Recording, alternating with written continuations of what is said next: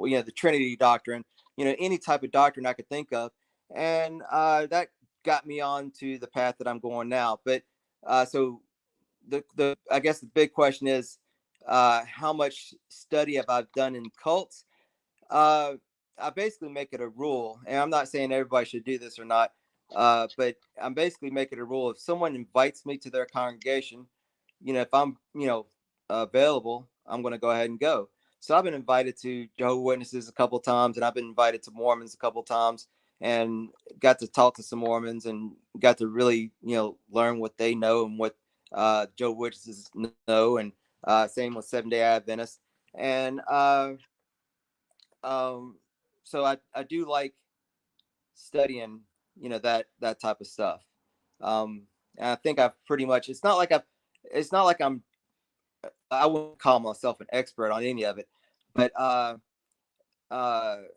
it's like I'm a Christian. I was raised a Christian, and most people are Christians. They've been raised a Christian. But how do you know?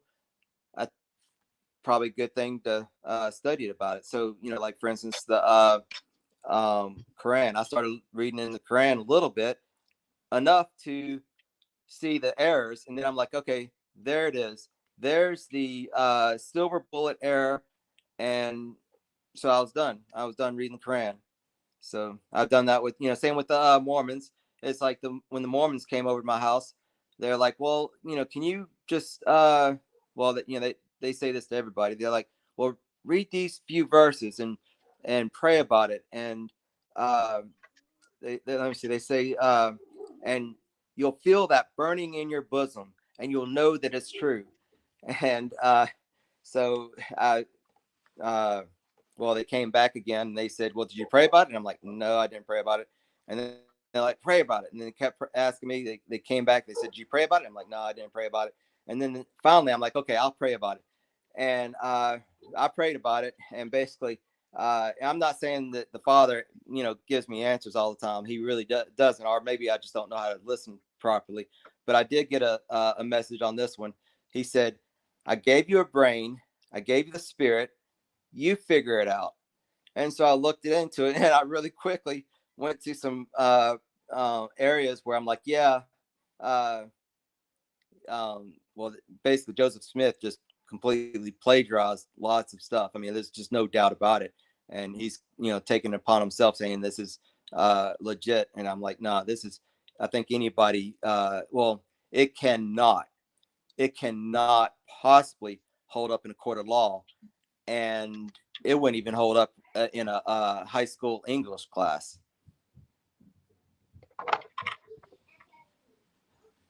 Okay, so real quick, since you went ahead and pulled it out, we'll go ahead and tell everybody that just in case you are a Jehovah's Witness or a Mormon or something like that, it doesn't mean that Yeah. you know what I mean? You could be Yeah. just a completely saved person and misguided. It doesn't mean anything about you personally. He's Yeah. generalizing. Yeah. But about the book, about the 7 rules. Yeah. Oh, I got that. Yeah, almost every single one I actually saw, and I'm like, this needs to be addressed somehow. And at that time, that Joel Osteen's book, I think it says something like the 7 ways to be a better you or something like that was out. And so that's why I thought about this, 7 ways to become a better cult leader. And so, what's the first way? Well, don't give You us got all it. 7 ways. We gotta make him buy the book, right? So don't give us all 7 ways. It's just a booklet. Yeah, booklet. But yeah, it's do you have it in front of you? Because yeah, I don't have it in front of me. I was looking for my copy, Mr. Jason, and I don't have that one. And I was looking for one okay. online. I was gonna buy one online real quick, but I couldn't find one on Oh, Amazon either. it's just an article, really. Oh, It's okay. so yeah, I can pull it up. I'm not sure if you can see me right now if I'm frozen, but No, we can hear you fine, but so you're okay, you're all right. okay, Now turned black. But as long as you read, we can hear you. okay. The 7 steps, uh, 7 steps to becoming a better cult leader. And I say now, when you see a cult leader do something listed below, you can say that is right out of the cult leader's handbook. That's right. So the first one, find a doctrine that separates you from others and hit on it often.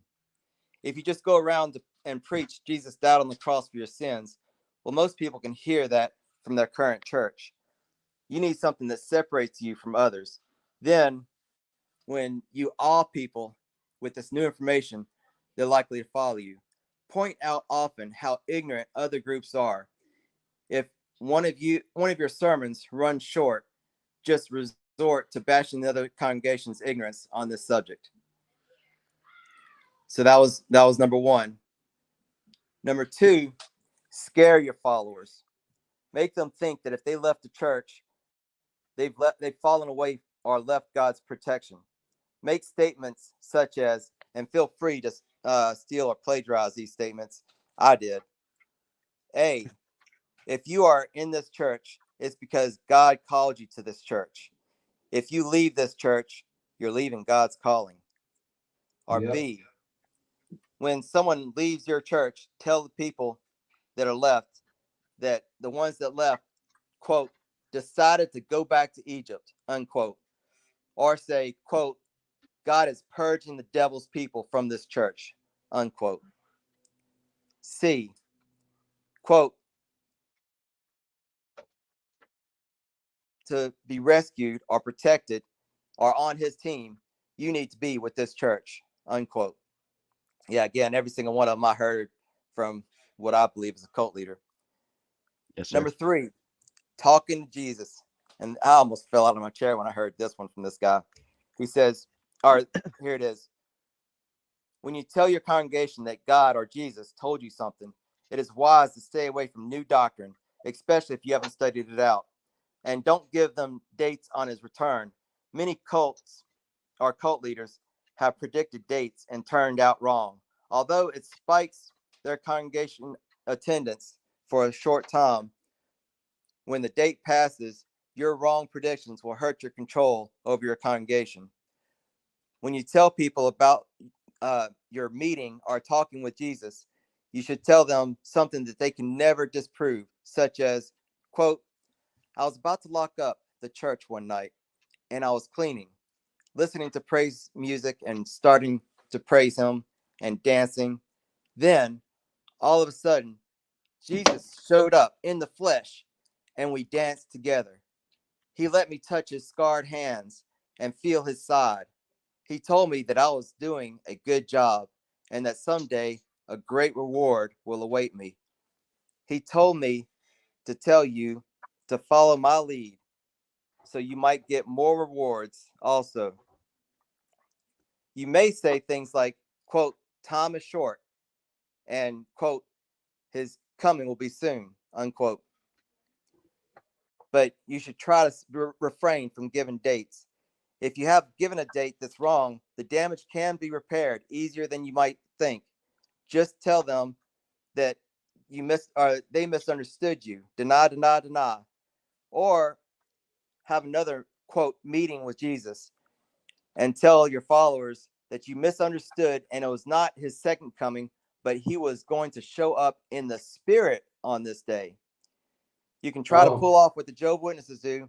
They don't back down from their failed prediction. They still claim that Jesus came back in 1914. I must give their leaders some major thumbs up.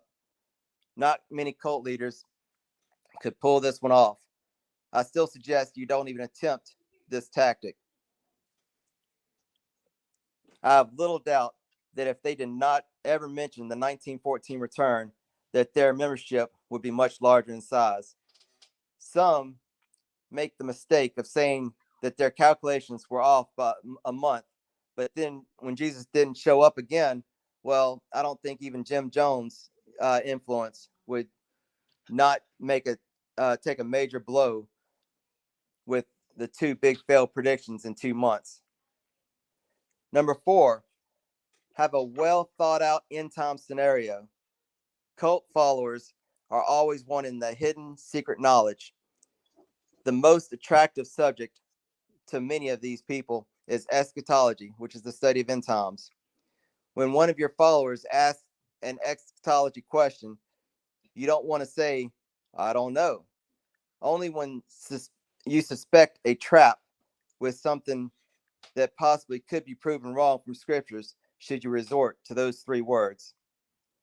Number 5, you want your congregation full of ignorant people and non-researchers. You don't want people researching things out themselves. You don't want unsupervised Bible studies. It's during times like these that people could come to a doctrine different than yours, or even worse, they could realize that someone in the Bible has, or someone in that Bible study has a lot of biblical knowledge and maybe even more knowledge than you. If you are doing a Bible study, make sure you are in control. Don't allow knowledgeable ones to talk too much. Also, you should go through your members' books and tell them to throw ones away that you don't agree with. I've seen that happen before too. I had a person tell his congregation, throw my book away. Number 6, have lots of church services, 3 or more a week. Make them feel very guilty if they're falling away when they miss church services. You need them there as much as possible, or their mind and ear might wander to another preacher, or they might compensate from lack of church services by reading their Bibles. If you only have 1 service per week, this might result in other Bible studies forming up. If you hear of a Bible study forming up where you can't be there, send one of your mouthpieces, someone you promoted high in the ranks. If you cannot do this, you must discourage them from doing the Bible study. Tell them that there are many false doctrines out there and that it's your job to protect them from the lies. Tell them that this is how Satan sneaks lies into the church to break down God's kingdom. If you hear of a Bible study possibly forming, it would be best to take away your followers' free time by the following ways. A, make another service, prayer meeting, or church. B, give the head of the Bible study group more tasks. He should be in charge of bulletins or events, or making her or him a youth pastor. This will force him or her to do some type of lesson plans or events. C, get your people to go knock on doors and invite people to church. D, tell them that time is short and that when they're not in church, they need to be prepping or making more money to give to the church so the church can grow. And then 7, promote people. I've seen this happen too. After you see someone that doesn't research but parrots what you say, then you can promote that person. Make them a prophet or apostle or an evangelist or something like this. Give them a plaque to hang on their wall to acknowledge this. This plaque will look like a graduation diploma. It could look something like this. Quote, on this day, such and such has been promoted to prophet. If they hang it on their wall, you know you have them right where you want them. Make sure you sign it because they can't be a prophet without your signature. That's it. Sorry, it took a little bit. The signature is very important. Yeah, I've actually seen that happening, and I've been to the person's house, and they had this plaque saying that on this day, such and such made him a prophet. Mm-mm-mm.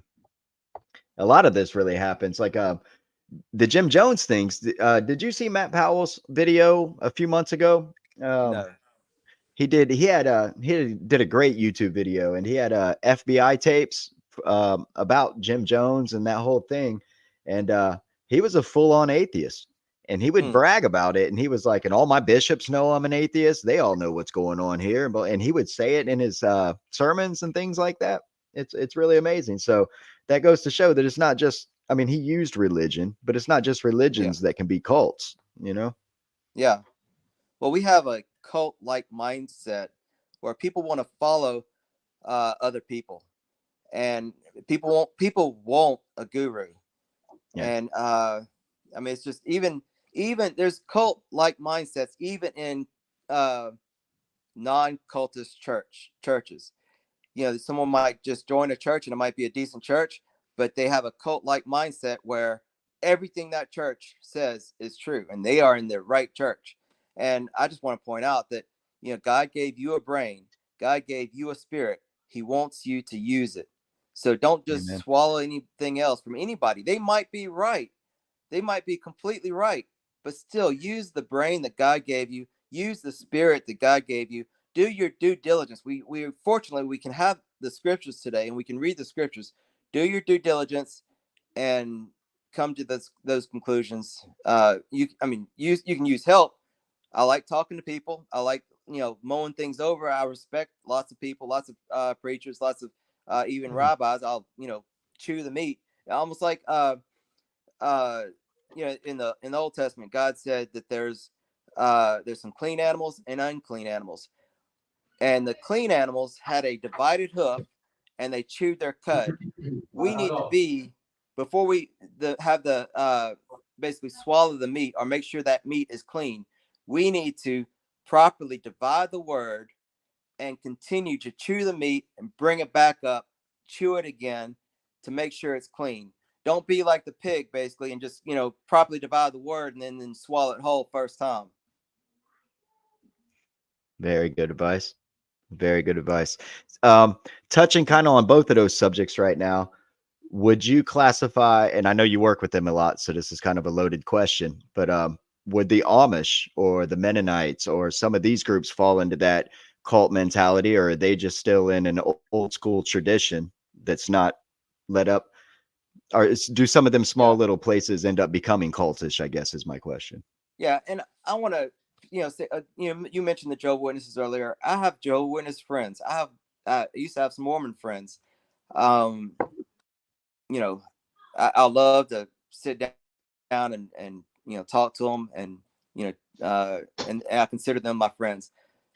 But Amish. I have a lot of Amish friends, but yeah, they are, and I respect them a lot. I like their practices.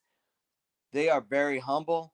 I they they have lots of things that I wish a lot of English people or non-Amish people had. But yeah, they are in a cult, and if you don't do it their way, they think that they think their way is the only way to heaven. I have done a little bit of study into the Amish, and there's this one guy. He's on YouTube. You can find him on YouTube. His name is Eli Yoder, and he mentions about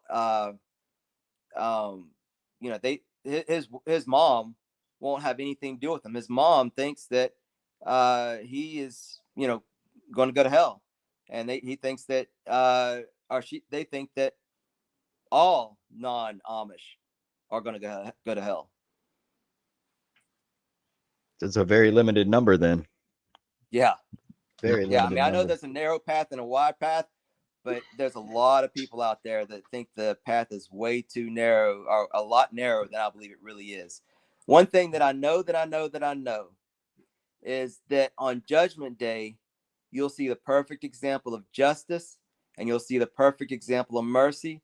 I mean, which are, justice, mercy, and faithfulness are the three requirements of the Most High from Micah 6:8. Also, here's the Messiah said, basically there'll be many calling out saying, Lord, Lord. And he says, depart from me, you workers of iniquity.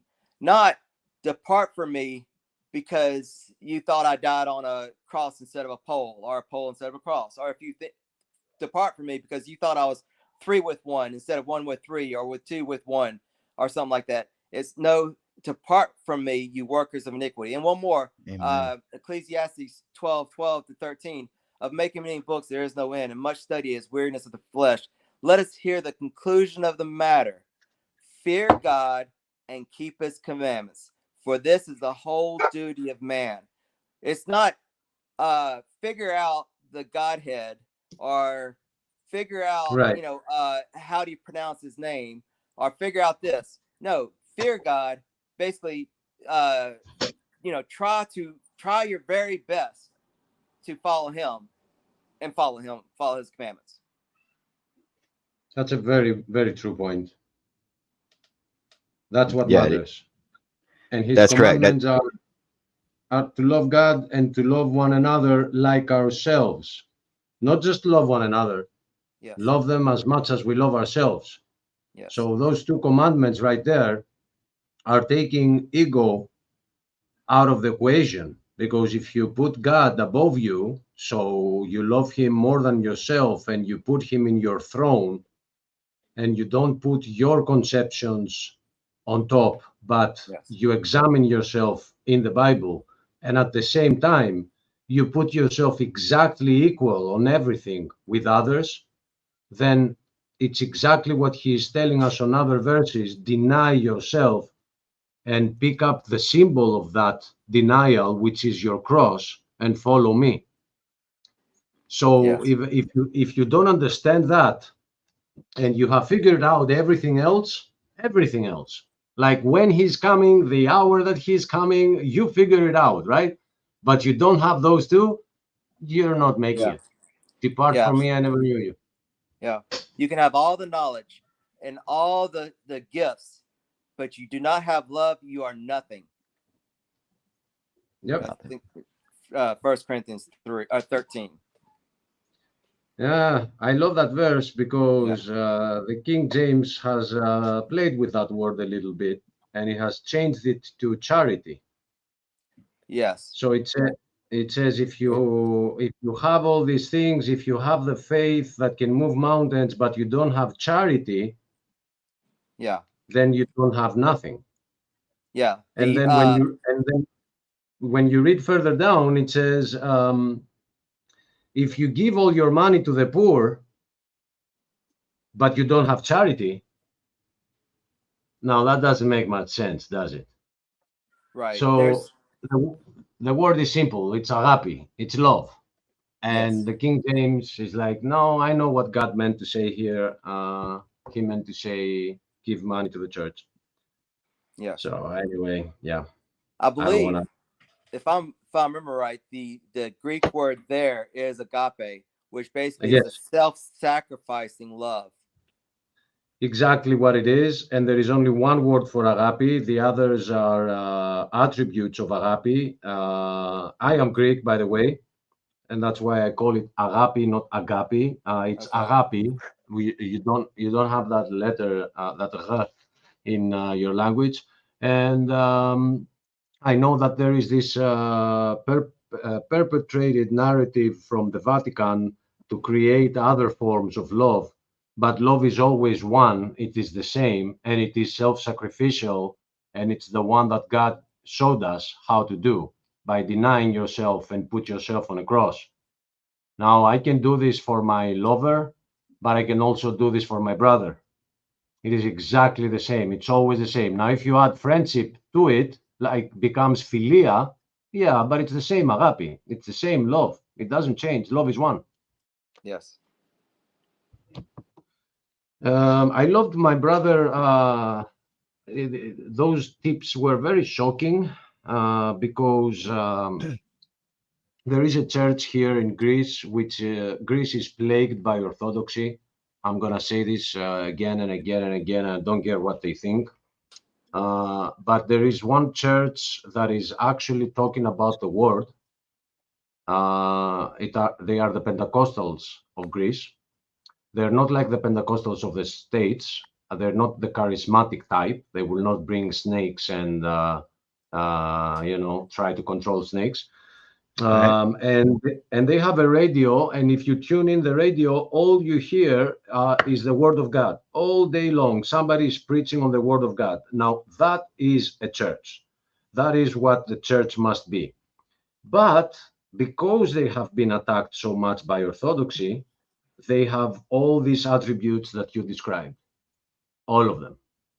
And it is a very thin line, and it was very interesting to know. And you also said at the end that there are legitimate churches that do carry this mentality, the cult mentality. And yeah, that is what is happening on the Pentecostals of Greece.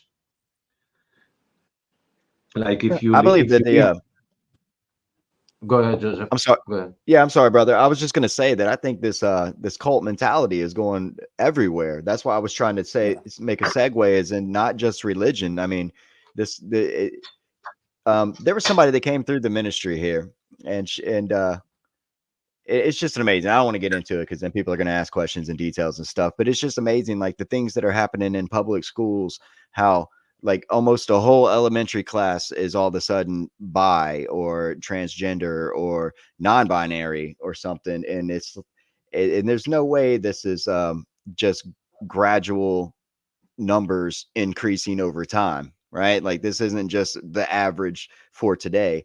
This has to Mhm. be some type of indoctrination, some type of cultivating of their brains to let them think that this is what's going on with them and that it's okay, and it's branching out into everywhere, into every stream of life. And Yep. and I don't know, I don't want to sound like get off of my lawn, but I was told that what goes on behind a closed door is none of my business, but it's no longer behind their closed door. Now it's all the way out into the streets and in the public libraries and in the public schools and everywhere else. So this Right. cult, go ahead. No, right. I completely agree. Yeah, so Agree. this cult is not just for churches and religions. I know when people say cults, they think of Jim Jones and Heaven's Gate, Waco, a couple of other ones, but it's not just for those. I think that's just the little box that we've put it in when we think about it and Mhm. when we say that word out loud. I agree. Yeah, and if you on the example that you brought, they will warn you that your parents are your enemy. They are Yeah, not going to believe what you are, and they're going to tell you that you are not, and you're going to have a problem at your house. So it is exactly what a cult would do. It has now turned mainstream, and it's the right, mainstream narrative. right. Hello, It's Ryan. hey Ryan. Hey, everybody. How y'all doing? All right, I We're just, just talking with Jason. I just got to that part of my route. I got to the dead end. So I was No No, trying to place why to we find, go call but it. back. do I? No, just telling Joseph that we call it the dead end over there because it's the end of his route and it's also a cemetery. Yes. And that's where his signal Yeah. exists. It doesn't I, have reception throughout the whole ride. Just on that spot, he does. well, the dead folks need good internet, good cell phone signal. Don't they? For a good Uh, connection up there, you know. yeah, yeah. Um, That's the but dead center of anyway, town, Doc would say. yeah, the dead center of town. That's exactly right. Um, anyway, I don't want to interrupt. I just wanted to say hey, and I'll go ahead and mute and all that stuff, and just kind of listen to what y'all have going on, Joseph. Yeah, Um, of course you can add to it if there's anything. We're just kicking around okay, well, cults and cultish behavior and stuff. oh, okay. Well, speaking of cults, there's this place in Alabama that's run by this cult leader. Just kidding. Yeah, Yeah, that's I've what heard people something like say. that. I'm on a All deep right. cover investigation work. Yeah. See, you're doing an undercover Well, investigation right now. I would like to just mention that brings me to a point that cult leaders are very insecure about themselves, in my opinion. I think that they almost Mhm. all of them that I've seen, it's like they want you to swallow everything that they say. I mean, to the Mhm. very if they think that the Messiah died on a pole, well then you better say that, or if you don't, and you better believe that too. And what little I know about Dr. Hovind, I mean, he invites people with different views to his place, and he's like, come on over here. You believe in evolution? Come on over here, brother. We'll heal you. What's that? We will heal you. Yeah, Come over, right. we'll heal you. But but yeah, well, of course, that's his ministry.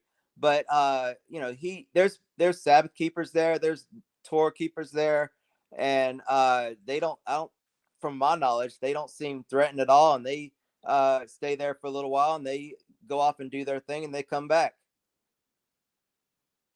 And Yep. you know, it doesn't seem like Dr. Hovind is threatened by them either.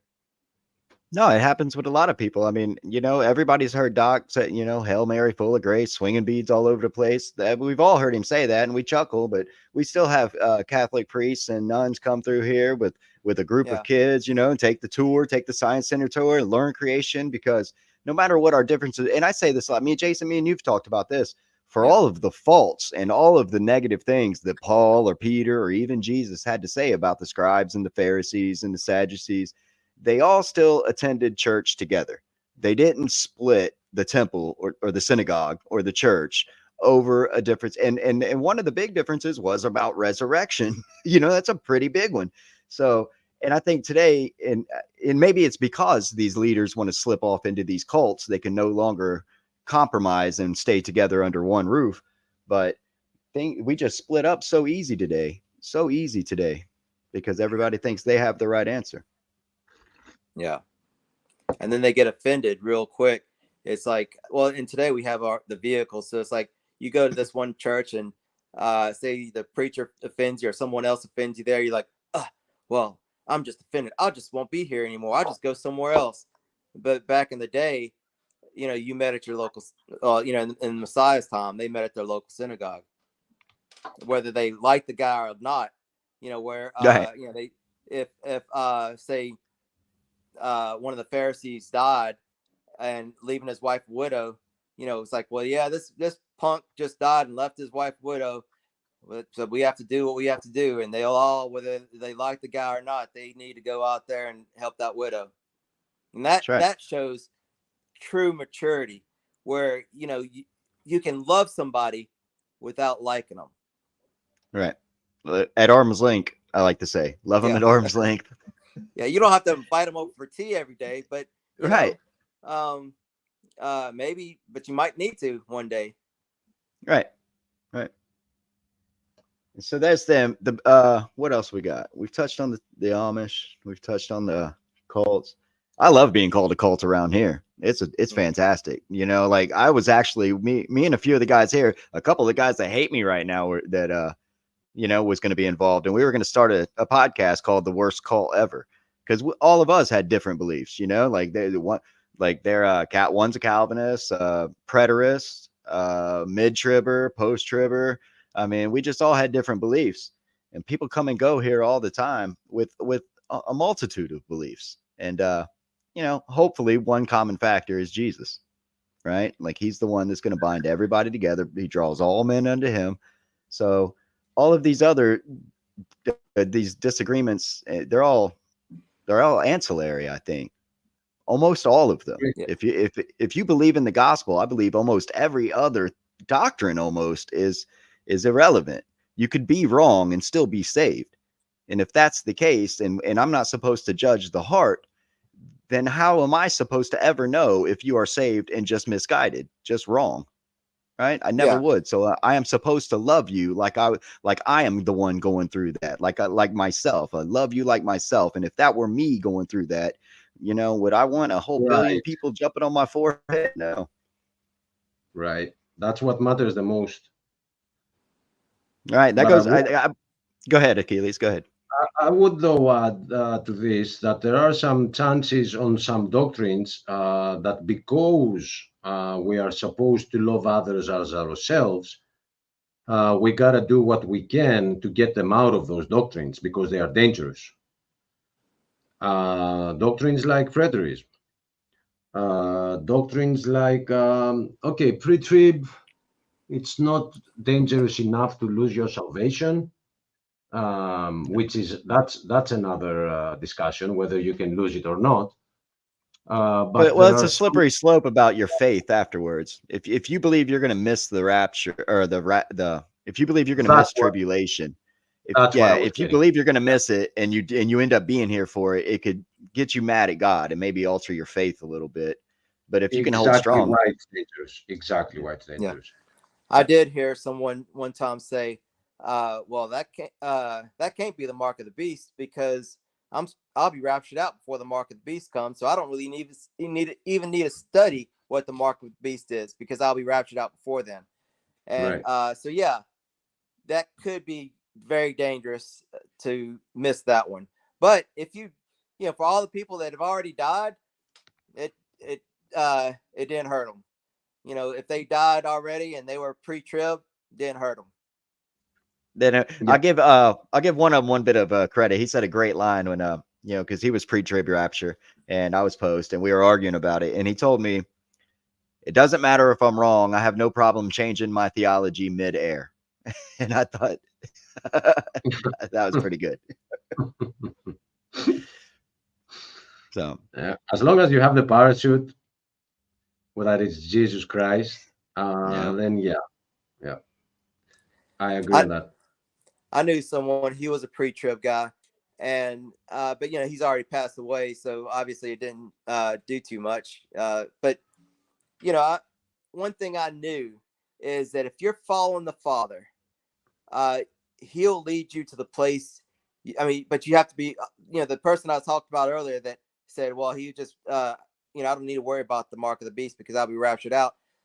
He wasn't really a follower, as he didn't really study the Bible. He didn't really look at the Bible like an instruction book, like, hey, show me what it is, show me where to go. He pretty much was the average religious person that went to church a few times and got this doctrine and believed it. So, but the people that are really trying to follow the Father and the Messiah, he'll put you where you need to be when you need to be there, and he'll correct your doctrine. I'm sure of it. That's 100% fact.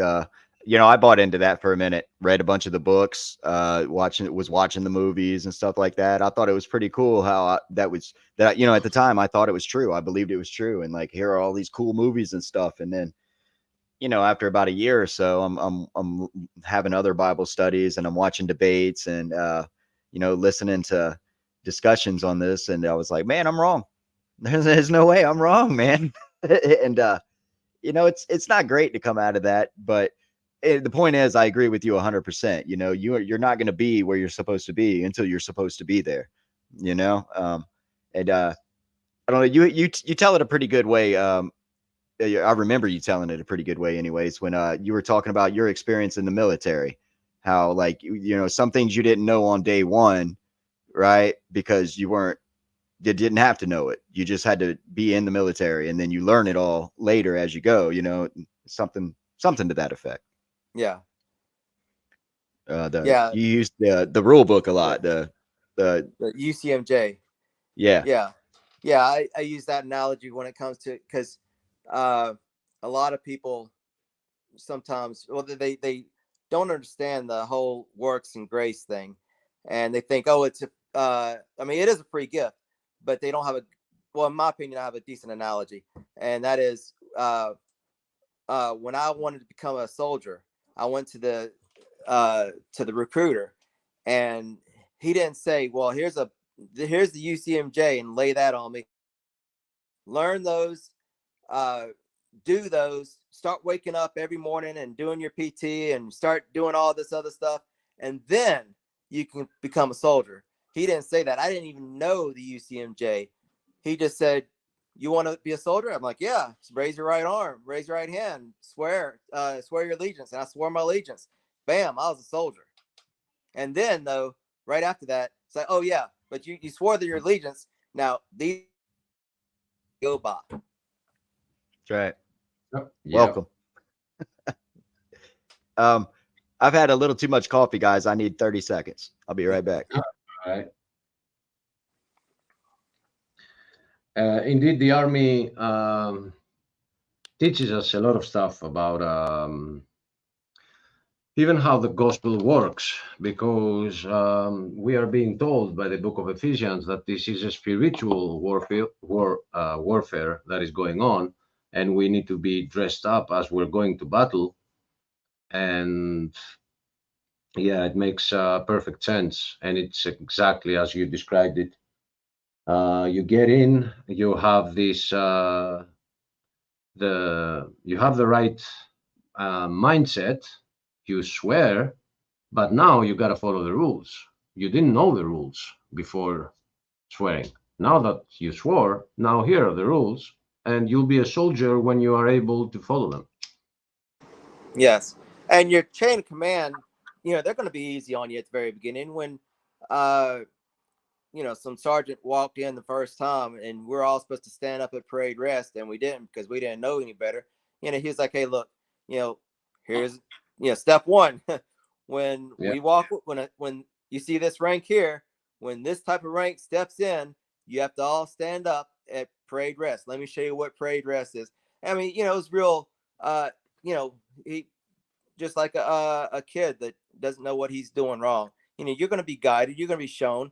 But there's a lot of Christians out there. It's like the Father gave us a rule book. He expects us to read it. And and there's a lot of Christians out there that's like, okay, well, I swore my allegiance, and now they're not even going to bother picking up the UCM or the Bible. And well, if I was a soldier and I didn't even bother paying attention to UCMJ, I'll end up in bondage. And a lot of Christians end up in bondage because they don't understand, or they're not even trying to follow the scriptures and his instructions. And that's where that first commandment comes in. If you have some opinion and you don't verify it with the Bible, to search further and listen to the arguments of the other side, those that are telling you that you are wrong, then you are not actually putting the word of God above you. You're putting your opinion above the word of God. That's correct. And with enough thought, if you do that, you can break a whole host of the commandments. Like, for instance, basically, as James says, he pretty much said you break one, you break them all. And if you break, like, say, if you're supposed to be doing this and you don't, well, then you just broke the first commandment, which is don't have any other gods before him. And then being rebellious is also linked to honor your father, not honoring your father and mother. I mean, you can just go down the list, and there's this one guy, Achan. He took some spoils of war from it's in basically Joshua had Joshua told them, don't take any spoils of war, or the Lord told him, don't take any spoils of war. And this guy named Achan took some spoils of war. And what happened after that is people died. Battles were lost. So he's probably thinking, oh, I'm not, involved in murder, and he's not directly involved in murder, but lives were lost because of your sin. So basically, you could be breaking a whole host of the commandments by purposely breaking one. Yep. Well said, my brother. I agree 100%. That's why we gotta investigate the word. And even Paul, when he was talking to the Bereans, he said that in contrast to the Thessalonians, I like you Bereans because you are studying the word. But he doesn't stop there. He says you are studying the word in order to verify if what I am telling you is true. So he was asking them to take the word and put it against him. So, wow, I mean, that is what we must do. If you don't do that, you become a cult before you make it official. Yes. You become a single cult of one person to begin with. Yes. And then you start trying to convince others. Like, I have some mentality, and then I'll try to convince Joseph. So now we are two in the cult. Once I convince him, and it grows. Right. I had a question, but I got to laughing at Dan's comment. Cult leader. Oh, well. Oh, okay. Oh, yes, you're right. Yeah. I had a typo on the title. Okay. I had a typo on the title. At least it's a U. At least it's not an A. Yeah, cut leader. Cut leader. Right on. So what else you have going on, Jason? What else you get into out there in Tennessee?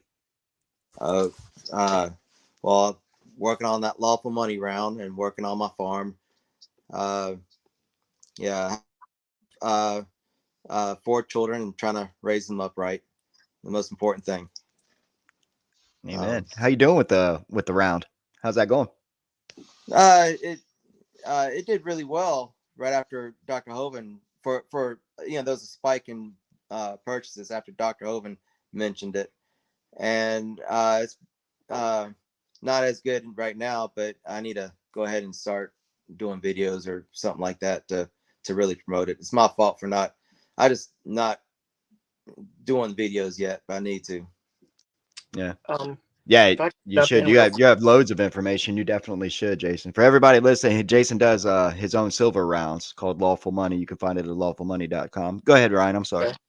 I was just I just now got back to the office, and I'm going to be here for a little while before I'm completely off work. Jason, I heard you live in Tennessee. Yes, What part, if you don't mind me asking? it's Southwest. Okay. Shanksville.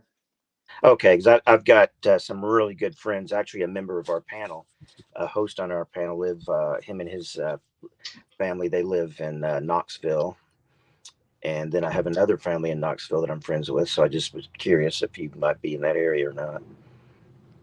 No, I'm not. But yeah, closer to Memphis, then, right? Yes. Okay, I got you. All right. Well, Did you hear about the plane accident, Ryan, in Nashville? in Knoxville or Nashville? Nashville. Knoxville. You talking about NAS. Knox? Oh, NASHville. Yeah. No, I did not hear about it. Help me out. Is this in that state? Yeah, Nashville and Knoxville are both in Tennessee, but I didn't hear about a plane wreck. Yeah, there was a plane crash, and it crashed on the highway. I think I'll look it up. I think I heard something about that. Actually, I did hear something about that. Yeah, that's where that's Larry and Cindy's neck of the woods. So Gangster Ghost wants to know if I would ever debate someone over preterism. And I mean, I guess I could, but it's hard. It's hard to reason somebody out of something they were never reasoned into. So I guess it would depend on the person, right? If they just, like Jason was saying earlier, if they just believe it because that's what they grew up believing, then there's no way I'm gonna win a debate like that. But if they were older and they just stumbled across it and said, "Hey, I like preterism, blah blah blah," and then I don't know. I've done this before. I've actually shown somebody before that it couldn't have been Nero, right? Because Nero died 2 years before 70 AD, and this guy come at me the next day with just a new dude. I think he used Titus or somebody else, but that was the only part of his whole ideology that he changed was who was emperor. That was it.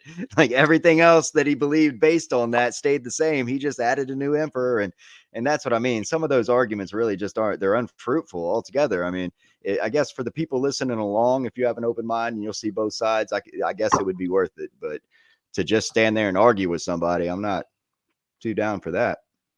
Yeah. When you're debating somebody, well, the question is, why are you debating them? If you're debating them for other people, then just keep that in mind. But if you're debating them, well, I have not seen anybody on a video debate that has ever changed their mind, because it's too much pride that gets in, and they're going in there to show the world that you're wrong.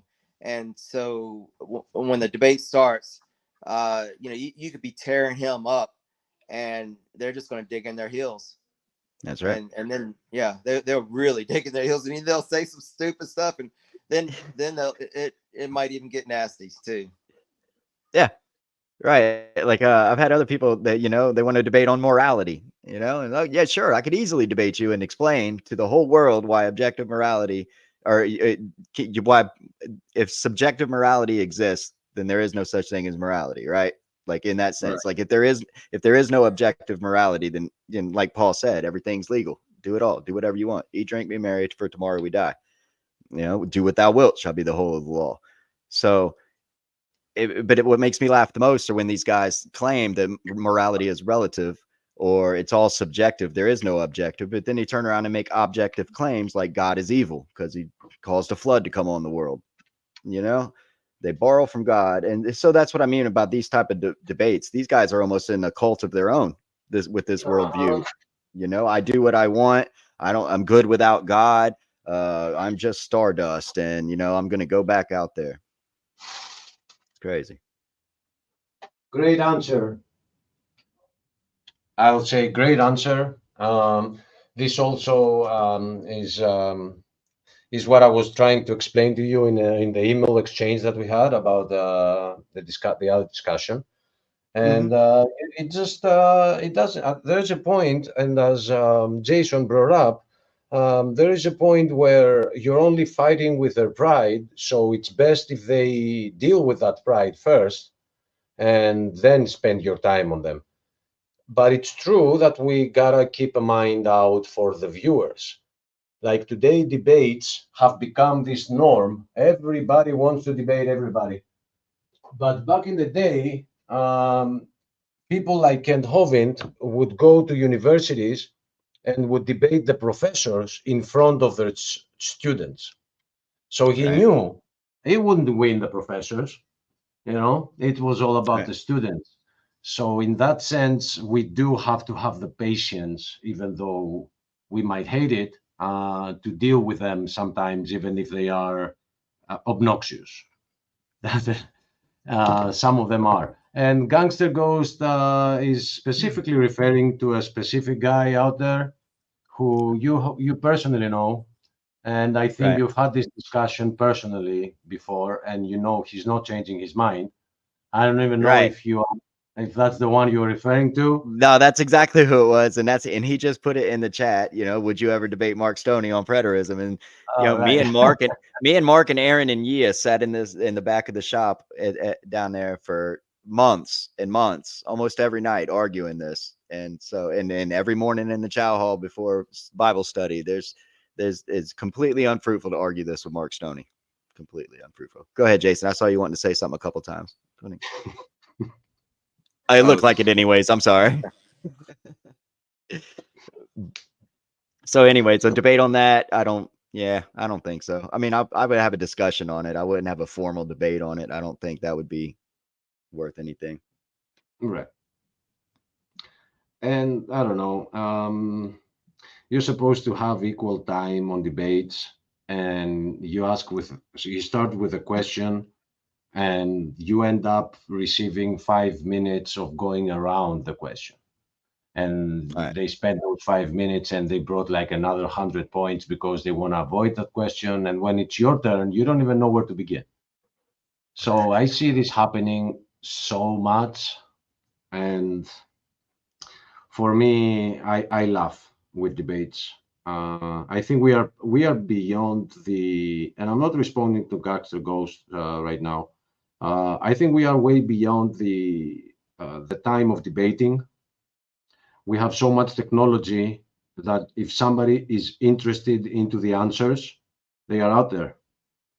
It's not up to us to convince them anymore. I mean, that used to be maybe 30, 20 years ago, maybe even 10. I will give you that. But now I believe we are so close to the end that it's not about debates. It's about, brother, if you're not getting it, go read Romans because it's referring to you. So, you know what I mean? The reprobate mind, and because they did not see God, God gave them the reprobate mind. So I think we're in that level right now. And if I find people who legitimately care to debate, to discuss, and have the mentality that if I am presented with enough evidence, I will be the one to change my mind, I'm always down for that. I mean, this goes back to the beginning and the birth of philosophy. Philosophy didn't arrive because people were like, I will tell you this, and nobody disagreed with them. It came with discussions and debates, and that's how we have arrived wherever we have.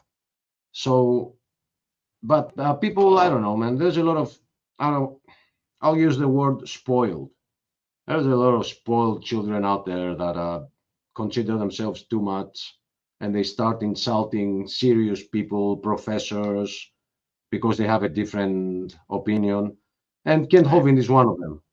I mean, if anything, even if I disagreed with Kent Hovind, even if I disagreed with him on everything, the way my mom taught me is to call him sir. Right. I mean, even if, right? And you see Right. this mentality, they call him Kent. Oh, no, Kent, Right. that's all. That's what you always do, Kent. I mean, who are you, little brat? I'll stop here. No, I think it's funny. I wasn't gonna worry about it until you brought it up, but I think you're exactly right. These guys, I mean, they're not writing letters to Dr. Dre telling him he's not a real doctor. Do you know what I mean? Or Dr. J from basketball. I mean, they're not doing this, you know. Just like they're not online in America anyway. They're not online freaking out about Thor and Zeus and all these other people. They're triggered by the real God, by the ultimate powerful God that created them. That's what's got them all triggered and in their panties. Yep. Amen. To me, Yesterday, if go one ahead, of the- Ryan. Go sorry, ahead. to jump in there. To me, one of the evidences of the truth of Christianity is the fact that when atheists go after religion and mock religion, they only pick one. They don't go Right. after any of the others. They only go after the one true one. That, to me, that's telling. You know. Very. Amen. Very. Yesterday, somebody asked Kent Hovind a question, and he said, "We have a book about that. I don't remember the title. Do you guys, you know?" And he was asking around if somebody remembered. He has written so many books, and he's carrying so many other books. So today I saw somebody who uploaded a video saying Kent Hovind can't even remember his own books or his own seminars. He changed it from book to seminars. He can't even remember his own seminars. I mean, guys, get a life. I mean, right now that I am talking to you guys, I have a soldering iron in front of me, and I'm trying to connect some LEDs because I'm trying to fix some details on some computer that I'm building, and I'm doing stuff, man. I don't have time to sit down there and make videos on Joseph because he sneezed on the camera. I mean, guys. Still kill and destroy, man. You know, when you're either a child of God or you're a child of disobedience. There's no in between, and you'll know it And by it's their the fruit. same- You know, what are they wasting their time on? And it is the same people that then will turn around and say, "Oh, I asked Joseph to debate me, but he's a chicken." You know. No, I love when they I'm call not- me. They don't understand, Achilles. They have no concept of Christianity. Like when they go to calling me names personally in the emails, right? Because they know I field emails for docs, so they'll start talking junk about the audio or something. And you know, but it's funny. I admit my faults all the time, but I love when they take it personal and they start calling me names because they have no idea what I call myself every time I pray, and they think they can hurt my feelings with a name. You know, it's just it's more of that ego and more of that pride. Like somebody said it a long time ago when Twitter started really getting famous, and it was like, you know, the reason I hate Twitter is because it made everybody believe that their opinion matters, right? And it's kind of a brutal line, but it's very, very accurate. You know, like just Very because you true. have an opinion on something doesn't mean the world needs to hear it. And be Anyway. vulgar about it. Yeah. Right, especially being like that. Yeah. But I tell them that all the time though in the chat. Like, I don't want an echo chamber. I love discussing. Come let us reason together. You know, let's figure something out that we didn't know coming into this conversation.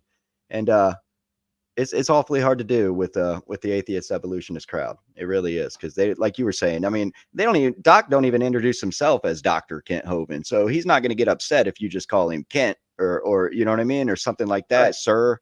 You know, but with some respect. But I mean, but that's what I told him. I don't want an echo chamber in the chat. But if and you can disagree with every breath that he takes, but at least be respectful about it. You know, there's no sense in this playground stuff. Anyways, what Jason, you ever have any debates like that? People just hate you because you're you? Yeah, well, I remember there was this one debate, and Dr. Hovind does a really good job, by the way. I think because well, for one, he knows his stuff, but he, you know, they do attack him, and he just, you know, lets it fall off of him, and he keeps his cool. Anyway, there was this one debate I was in one time, and about a month later, someone came up to me and she said, "I basically it was way you handled yourself."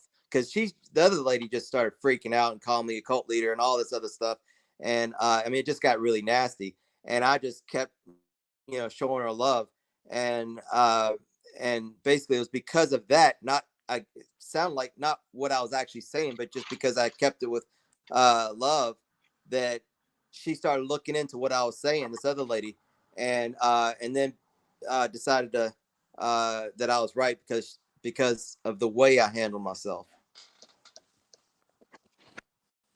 It goes a long way. Yeah. It And I've goes a been long in some way. other debates. You're familiar with those, with the flat Yeah. earthers and such. Yeah, we have I do believe it's very important to pass the kindergarten and then be considered able to debate. Like if you only attack and if you are being disrespectful, then you gotta go back to school or go back to your mom, you know. that's right. And then once you pass those two first levels, they're not hard. So Yes. once you pass those levels, yeah, I mean, we can discuss about whether a book opens from the left or the right, but be respectful. Right. Yeah. Right. And you're right. Like that you need those lessons first, because it doesn't matter if you're right or wrong if you're a jerk. Right. If you Right. have no respect, if you have no upbringing, like it doesn't matter what you say. A lot of people aren't going to listen to you. Right. Like I'll tell you a good example of that. Here's how I know that. People get upset when I tell them that 2 + 2 is 4, even if the devil says it. Right. Like they're so they are so judgmental, and they get to control what happens, that they don't even want to believe 2 + 2 is 4 if the devil is holding the pencil. And that is just an amazing thing. That is an amazing thing to me. I agree 100%. Yeah. But all right. Well, it's been an hour and 10 minutes, and I've got to go back to my volunteer job. It's Well, Friday. I definitely want to do this again, though, Mr. Jason. I yeah. definitely want to do this again. Okay. Hey, before you go, Hey, Joseph, how you feel about preterism? Maybe we could beat up on Gangster Ghost. Well, yeah. I don't believe in preterism. I mean, there's, just from our discussions, Right. I've there's many times I'm reading, and I have that in my mind. I have lots of doctrines in my mind where when I'm reading something, I'm like, well, there's a really good verse that's anti this or anti that, and I've can't think of too many that are perfect, but yeah, there's lots of things that come in my mind that I'm like, I just don't see how you can. I mean, you got to really stretch some stuff. In my opinion, Right. you have to really stretch some stuff to say, that everything's already happened, that there's Yeah. no prophecy in the Bible left to be fulfilled. I mean, yeah. Where there's do so you many. where do you start with that? I mean, Yeah. seriously. No Right. hope. Just like Calvinism, there's no hope. You cannot assure anybody hope. And if there's one thing that Jesus and the Holy Spirit gives, is hope. Paul is all about the hope. And the faith is the substance of things hoped for. Right. So we're hoping for Jesus. It's just amazing. But that's where I draw the line, at the hope. Well, how Yeah. miserable does it have to be that it's all done? It's all finished already. Like, even worse than that, of those that think we're in the millennial reign right now. How in the world could we be in the millennial reign with all this evil about? And there's Wow. so many things in there that's supposed to happen in the millennium, and that's not happening. Right. A lion shall lay down, if I remember right, lion shall lay down with an ox, and the little child will lead the lion, and in Zechariah 14, it appears to me, the way I read it anyway, is we'll be keeping the Feast of Tabernacles in the millennium, and if it doesn't, if a nation doesn't, the Father will not send rain there. So that's how I read it. But Right. Go ahead, Ryan. I saw your audio bubbling a couple times. No, okay, he must be Yeah, gone yeah. again. Sorry. Oh, there he is. So Joseph, how do you and Jason know one another? I know Mr. Jason through his father, actually, Mr. Skip. When I was in Okay. Louisiana, I was going to have another guest on that was with me in Louisiana, Austin, but he couldn't make it today. But anyways, I was working for Mr. Skip, and he had a project in Tennessee. He wanted to go up there and mess with the deck. And so we all loaded up and went up there and done it. I met Jason when I was up there, and we were cruising through his property. And I just said out loud offhand, I was like, wow, this looks like DAL. And so he had mentioned, oh, you know, Dr. Hovind. And so it struck it up like that, really that simple. And then I went and worked for Jason on his farm for about a year, little over a year, a little under a year. Yeah, And then, year give or take. somewhere in there. And then and you know, and he helped me a lot. His family is amazing. I could never put into words what Jason Casey and his family have done for me. I couldn't do it. So I'm not going to try. It's just overwhelming. And I love these guys. So that's how I know Mr. Jason Casey. Okay, cool. Got me almost. Ooh, you almost got me to cry, Ryan. Said I wasn't gonna cry today. And I married you and Bobby. Yeah, I put that. That's the screen capture. I cut my wife out of that picture. But that's a picture of me and Bobby and Jason right there. He married us on that same deck. That is so cool. That is cool. It's amazing. It's absolutely, God's awesome. That's what I'm saying. He gives us what we need when we need it. And you know, if the Lord ever brings a woman into my life that's half the quality of Bobby, I'll be very thankful. Very thankful. I'll tell you, I borrowed from scripture with Bobby, right? Like, because I was sitting here at DAL and it was in the man cave, and I was with a bunch of these young men, and they're all ready to get married. You know, they don't want to burn in their desire. They're ready to get married. So and I was laughing because I had a horrible relationships go down the drain and stuff like that. So I was over it. I was going to be like Paul. I don't know. Paul didn't need to mess with it. I don't need to mess with it. And but I saw those guys getting excited over it again, and I was like, well, one thing you haven't tried, Joe, is to try to follow God's route on this. You've always done it yourself. You know, you never took God into the bar with you to get a chick. You know, and so I did. So I started praying for a long time. I was praying every night for months and months and months. I was praying that I would know who it was that God wanted me to marry, because she would say this and she would do this. You know, two specific examples that I couldn't misunderstand if I tried to. And sure enough, here comes Bobby. Now, I mean, that's not to say I still didn't screw some things up, you know, just full disclosure before certain trolls try to run their mouth. I still screwed up a couple of things, but there's no doubt in my mind that God had put me and Bobby together for a reason. It's almost like when you ask your dad if you can borrow the car and he says, yeah. And then you just drive it right into the ditch. You know what I mean? Like, the father still gave you permission, but you still screwed it up, you know? And so I don't even know where I was going with that. I just love Jason and I love Bobby. That's all. Well, right now my mentality is I'm going to be like Paul too, but that can always change. You know, I have to be open-minded. That's Gotta right. be open to change. Just like I thought I was going to live with my brother for however many years because he was never going to remarry. Well, gosh, you know, don't ever say never. That's right. These are two words that God doesn't like: always and never. That's right. When you speak one of the two, it immediately something happens to prove you wrong. I've seen that so many times. I don't use those words. I cut them out of my dictionary. My brother's never going to remarry. That's better than mine. Yeah. You know, because I actually had people ask me, well, what would you do if your brother I gets hear remarried? Mark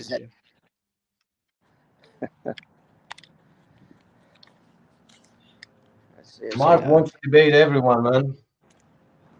I know. I don't know. Does he ever debate non-Christians? But right? I don't know. I've never seen that. But he doesn't. You see, now that's a good example to bring something up. but I kind of think we addressed it. Personally, I don't feel like discussing with somebody who is there only to convince. Right. If you want to have a discussion, you gotta be able to listen. Discussion requires a mouth, but also ears. So if you want to only to try to debate where people say, "Oh, well, let's debate," well, do you really want to debate, or do you just want to talk? Because if you just want to talk and me to get convinced that you're right, then please, can you just record yourself talking and send it to me as an MP3 and I can watch it later? Because I don't want to waste my time with people that have shut ears. I think most of it, they just want the audience to watch them tell you what's up. I don't even think it's Mm. really so much about telling you what's up. It's more about the audience watching them tell you what's up. You know, they need that dopamine click that they can't get from Yeah. regular conversation. They're not getting stimulated in the proper ways because it's all about the clicks. It's all about the drama. It's all about what's in the inbox. How many responses did this get? How much engagement did this get? And Yeah. They anyways, probably have the analytics screen next to their bed and they're watching, you know. right. Like, there's no doubt about it. I can watch him in the chat at Doc, and like, one of them was really famous for it. I know they just copy and paste from Chat GPT and try to act like they're discrediting Doc, you know, just by doing that. And we actually did an interview one time with this guy who didn't even hide it. He was like, "Hold on, I'm gonna put this in Chat GPT." And so Doc Ah. essentially was debating Chat GPT 4. It was wild. It's probably like 4 months ago, 5 months ago. But all right, guys, I'm gonna go ahead and end the live stream. But if you guys stay backstage, Jason and Achilles, if you don't mind for a minute, and I appreciate the people that came in. Gangster Ghost, I'm not interested in debating Mark Stoney about preterism. I'll team up with Mark Stoney to debate some atheists, though, and try to get some souls won for the Lord if he's interested at all in that. Doubtful, but let him know. Mr. Casey, anything else you'd like to say before I kill the stream, sir? Well, one thing about a lot of cult leaders are cult followers. They swallow everything that the cult. So, like for instance, there's one cult that I found. They had like a list of probably 40 doctrines, and I found one doctrine that I thought I'd really prove a doubt that was wrong. Now, a lot of these, of course, a lot of doctrines are correct. Probably, 20 or maybe 35 of them I agree with, but one I could easily prove that they were incorrect, and so I did a whole lot of study of that doctrine, and so when I get a conversation with that cult or a member of that cult, I can just say, look, what do you think about this? Because their book, they say they have to believe this or they're not a part of their cult. So I'm like, what do you believe about this? And let me show you, how that cannot be true. And then, well, then they start thinking, hopefully. And if you can prove them wrong in that, then, maybe it'll take them out of that cult mentality. And maybe everything that they say in this religion is not correct. And maybe they'll start thinking for themselves. Yeah. That's the hope, though. That's the hope, right? Yeah. That everybody will come Yeah. to the understanding and the knowledge. That's right. All right. Well, we're going to end it right there for the live stream. We're all going to chill out backstage and talk a little bit. Thank you for watching, everybody, and we'll see you next time.